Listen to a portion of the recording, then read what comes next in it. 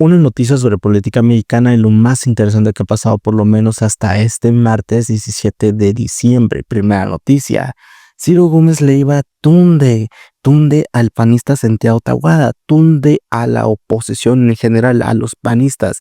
Y es que recientemente se acaba de dar una reunión por lo menos con la secretaria de Gobernación, con Rosa Isela Rodríguez, lo cual Ciro Gómez Leiva está profundamente, pues enojado, para no decir otra palabra. Está enojado porque según, y ahorita lo vamos a ver en este video, cómo Ciro dice que la oposición está regalando una foto de supuesta democracia cuando en la vida real para nada lo es. O sea, quiere decir Ciro de que por qué se toman una foto con el gobierno que representa a Rosa Isela Rodríguez, con el gobierno de Claudia Sheinbaum, cuando en la realidad, según el gobierno Morena en general, están en contra de la oposición o demeritan a la oposición, y la oposición con este gesto se está prácticamente entregando o prácticamente deja que Morena los pisotee.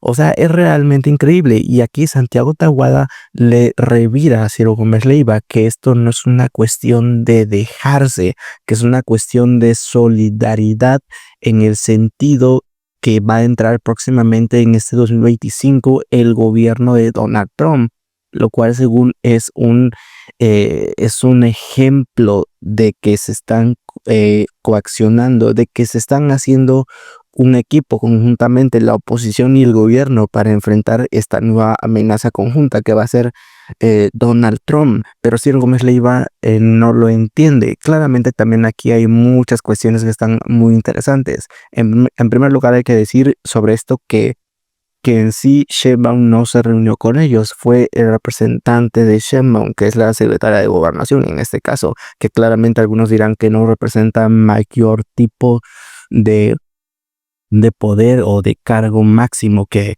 podría ser obviamente la presidenta de México, y junto también con unas declaraciones anteriores de que nunca se iba a reunir con la oposición, sino que iba, en vez de escuchar la oposición, iba a escuchar al pueblo de México. Por favor, escuche esto. Fueron representantes de la oposición del Senado a cerrar filas con el gobierno, con la secretaria de Gobernación, ante quién sabe qué de Estados Unidos. Yo dije a ponerse la estrellita dorada en la frente con el gobierno de Claudia Sheinbaum, que los humilló y maltrató legislativamente como no se había humillado y maltratado a nadie, al menos desde 1997 en este país. Ver, y además van ante los riesgos de la relación con Estados Unidos. Bueno, ni siquiera por algo concreto que haya hecho el gobierno de Estados Unidos, porque pues, el gobierno de Joe Biden, ¿qué ha hecho? Tomándose fotos con el gobierno de López Obrador, con Noroña, con todos ellos. Yo no lo entiendo, Santiago. Lo dijimos el viernes, se lo dije el viernes a Guadalupe Murguía. Yo no lo entiendo. A ver, primero, hay que decirlo también, la cortesía parlamentaria, y van no solamente los secretarios de Gobernación, ha ido el fiscal a la misma Jucopo. Cortesía parlamentaria. ¿Qué no viste cómo los maltrataron en noviembre? Sí, en septiembre, en octubre, en noviembre. ¿Cuál cortesía parlamentaria? Nada más que hay funciones. Ya te dejo hablar, ya me... O sea, es realmente interesante si se quiere ver de dos formas. Primeramente, la forma de ver de Ciro Gómez Leiva, que según la oposición se está poniendo como tapete para el gobierno, que según esto no es algo de solidaridad, que esa es una cuestión más que nada unilateral, que el PAN se está dejando pisotear. Y claramente también aquí viene otras teorías sobre que el nuevo partido de Xochitl Gálvez va a ser como una cuestión muy difícil para el PAN, porque va a tener que reinventarse, al igualmente con la entrada del nuevo presidente del PAN, que es Romero, que es prácticamente la copia del expresidente, que es Marco Cortés. Y es realmente increíble. También Santiago Tabuada, el que está ahí con Ciro Gómez Leiva, pues da su visión en ese sentido, que según es para formar un equipo ante Donald Trump. Segunda noticia, Claudia Sheinbaum le llama la atención a Adán Augusto, a Ricardo Monreal y a Gerardo Fernández Noroña, o por lo menos Noroña está en esta cuestión. Hace unos días vimos pues esperpento espectáculo de Lili Telles en el Senado de la República, donde Gerardo Fernández Noroña le cerró el micrófono para que no siguiera hablando sobre esta cuestión, claramente justificando de que estaba totalmente fuera de tema de la discusión parlamentaria en ese preciso momento en el Senado de la República. Estaba Lili Telles hablando sobre algunos contratos supuestamente hasta ahora, obviamente se tiene que investigar, de corrupción, que se estaban peleando esos contratos, Adán Augusto y Ricardo Monreal, que son los dos líderes parlamentarios en la Cámara Alta y Baja, o sea, en la de diputados y senadores de Morena, que Monreal preside la de diputados y Adán Augusto el de senadores. Estaban peleando supuestamente por contratos y eso hizo pues generar mucha más cuestión polémica políticamente hablando, lo cual ahora hizo que Claudia Sheinbaum pues los llamara a Palacio Nacional. Claramente hay muchas cuestiones que se están desentrañando ahorita o que se están por lo menos diciendo, ¿no? Entre lenguas, por así decirlo, de una manera coloquial. Se está especulando sobre esto, de que fue un regaño, fue una llamada de atención, Sheinbaum está poniendo su puño en la mesa para dictar orden, que está perfectamente bien, o si hay conflictos internos, que obviamente esto genera conflictos internos, rencillas internas que pueden hacer y generar pequeños grupos adentro de Morena, pequeñas tribus, como algunos lo dicen, que claramente esto poco a poco lleva a que interiormente en el gobierno, en el partido, perdón, pues genere quiebres y se haga aún menor esto, lo que genera a su vez menos credibilidad. Por favor, escucha esta nota que está realmente interesante. La noche de este lunes 16 de diciembre, los senadores Adán Augusto López Hernández, Ignacio Mier y Gerardo Fernández Noroña llegaron a Palacio Nacional para reunirse con la presidenta Claudia Sheinbaum para abordar el conflicto del estallo entre los legisladores Monreal y Adán Augusto. Y bueno, esta reunión fue principalmente, hay que decirlo, pues entre los dos que están en este conflicto, que es Adán Augusto y Ricardo Monreal, lo cual ya llegó a unas declaraciones de que esto terminó en resolver estas diferencias y que además acordaron en que no habrá un periodo extraordinario en las sesiones, o sea que por estos pleitos las sesiones parlamentarias adentro del legislativo no se van a extender por rencillas internas, que no habrá divisiones, por así decirlo, en votos esenciales para las próximas reformas constitucionales. En el encuentro de estos dos senadores, de estos dos legisladores, fue coordinado por la secretaria de Gobernación, Rosa Isela Rodríguez, quien destacó que la reunión se llevó a cabo con cordialidad y junto con la presidenta de México, según hubo deseos interiormente en esta reunión de buena Nochebuena, de feliz Navidad. Este es el tuit en su cuenta de X, antes conocido como Twitter, de la secretaria de Gobernación, Rosa Isela Rodríguez. Textualmente dice esto: en conversación con los compañeros coordinadores de los grupos parlamentarios de Morena en el Senado de la República, Adán Augusto y el de diputados Ricardo Monreal, se acordó que no habrá periodo extraordinario para iniciativas pendientes. Nos daremos feliz Navidad, @Claudia Sheinbaum. Y esta foto de Rosa Isela, Monreal y Adán Augusto, pues representa más que nada la foto de supuesta cordialidad. Digo supuesta porque obviamente en política estas cuestiones reflejan aún más algo interno, que aunque se ve bonito, por así decirlo, estas noticias de que ya acordaron, ya reflexionaron sus diferencias, ya se hicieron a un lado, casi siempre en política hay algo mucho más adentro o lo cual, repito, genera rencillas internas, lo cual repercute en cierta credibilidad, por lo menos para estos dos, para Adán Augusto y para Ricardo Monreal. Tercera noticia, esto es increíble. El panista Roberto Gil Suar, recordemos, ya hemos tocado este tema en anteriores videos, pues se postuló para ser ministro de la Suprema Corte de Justicia de la Nación, o sea, un puesto como el de Norma Piña, obviamente no de presidente, pero sí de un cargo muy importante de ministro.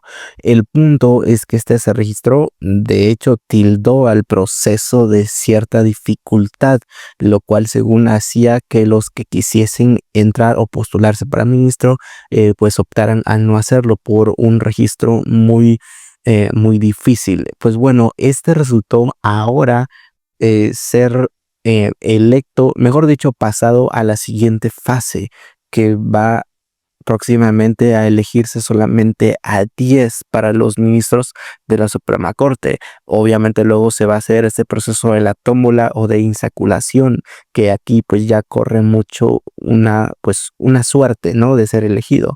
Pero Gil Suar celebra esta cuestión, que claramente hay que decir que muchos quedaron afuera en estas primeras selecciones o en estas primeras búsquedas, limpiando ciertas cuestiones, que la siguiente fase también hay que decir que va a ser una cuestión ya reputacional, si realmente estos personajes tienen algún tipo de relación, por así decirlo, con gobernantes anteriores. Puede ser gobiernos anteriores o también puede ser que tengan ciertos intereses personales que puedan jugar en el ámbito de la Suprema Corte a favor de ellos y que por eso se están postulando.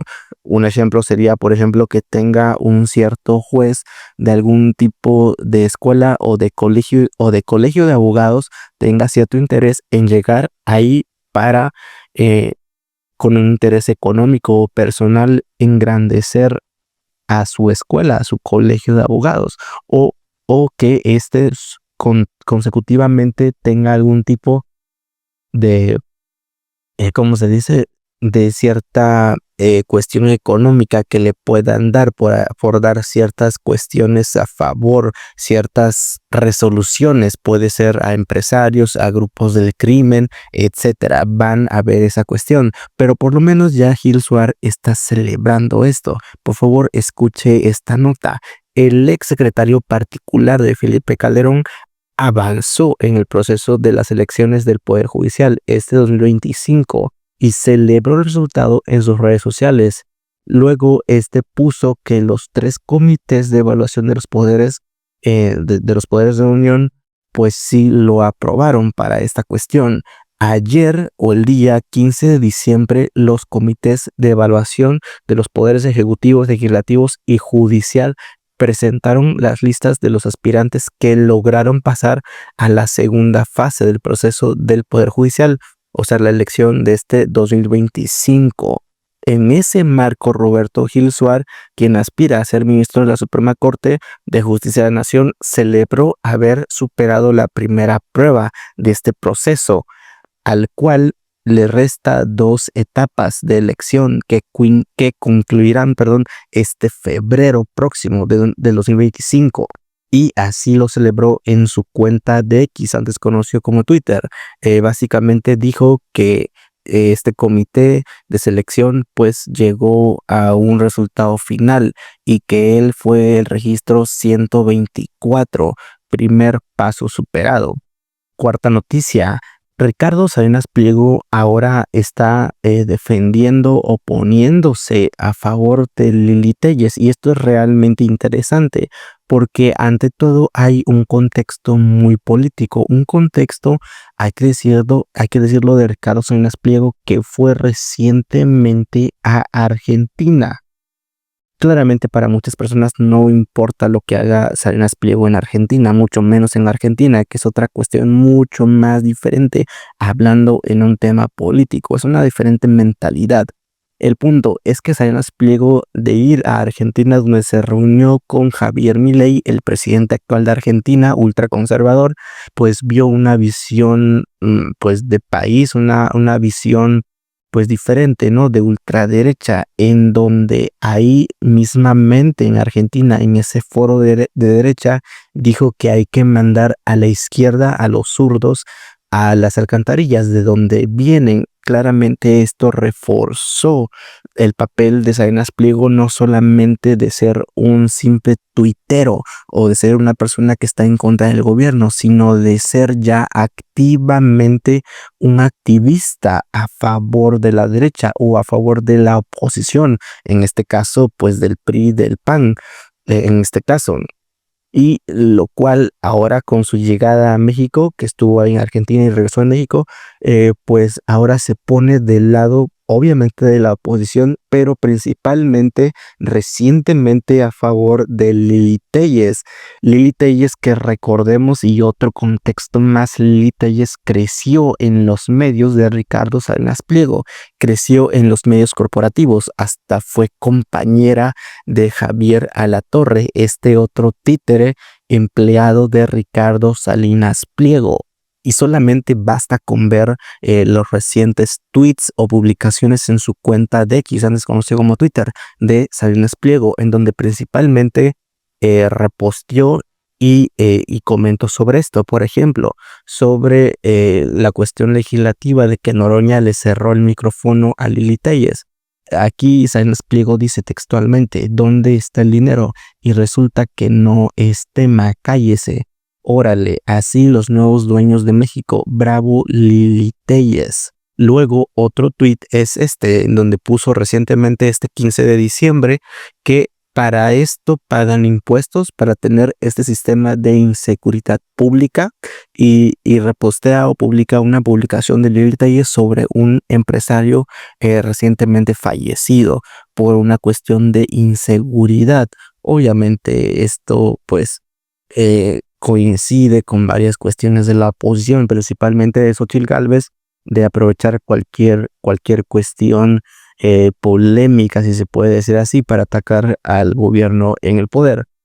Obviamente está súper enojado Salinas Pliego con esta cuestión del poder, del actual poder ejecutivo. Está totalmente de desacuerdo. Obviamente se puede sumar esta cuestión de que no quiere pagar impuestos y por lo tanto suma aún más a esta cuestión. Luego aquí está otro tweet, otro mensaje en X, en donde resalta un mensaje de Ricardo Anaya. O sea, ya Ricardo Salinas Pliego se puede decir, aunque no se quiera ver de esa forma, y claramente cualquiera puede tener su opinión al respecto de esto, es que pues ya más que nada de ser una persona normal, si se quiere ver así, una persona normal de opinar sobre política, ya está activamente haciendo campaña sobre esto.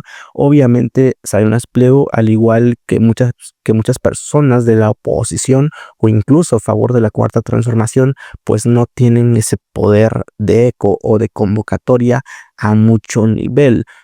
Tal cual es así que un ejemplo anterior es cuando Andrés Manuel López Obrador, estando en el poder, Salinas Pliego salió con un mensaje en Televisión Nacional, en TV Azteca, donde planteaba esto sobre los impuestos, que no se iba a dejar de que los gobernícolas y no sé qué más cuestión.